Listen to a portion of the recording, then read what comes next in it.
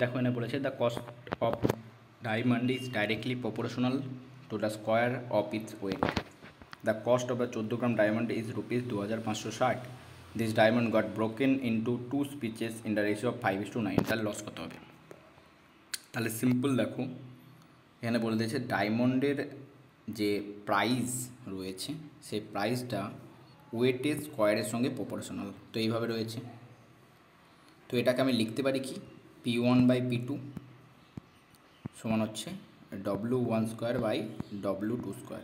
দেখো আগে ওয়েট ছিল 14 গ্রাম, আর এখন এই 14 গ্রামটা ভেঙে গিয়ে কত হয়ে গেছে, 5 গ্রাম আর 9 গ্রামে ভেঙে গেছে।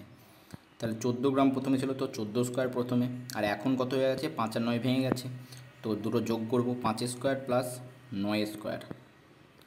দেখো 14² মানে হচ্ছে 14² মানে হচ্ছে 196। 5² হচ্ছে 25 প্লাস 81 মানে হচ্ছে 106।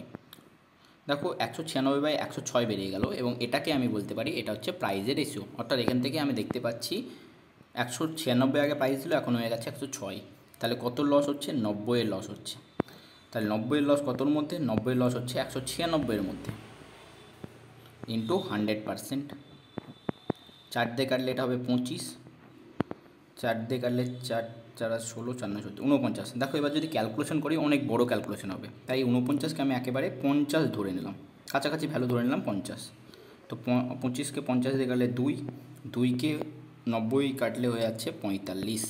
অর্থাৎ আমাদের যে ভ্যালুটা বেরোবে সেটা নিয়ার বাই 45 হবে। অর্থাৎ 45 থেকে একটুখানি বড় হবে, কাছাকাছি ভ্যালু হবে। সেই অপশান দেখে আমি অ্যান্সারটা করতে পারবো। দেখো অপশান বি দেখতে পাচ্ছি একেবারে 45-এর কাছাকাছি ভ্যালু, তো 45.92% হবে একেবারে সঠিক উত্তর।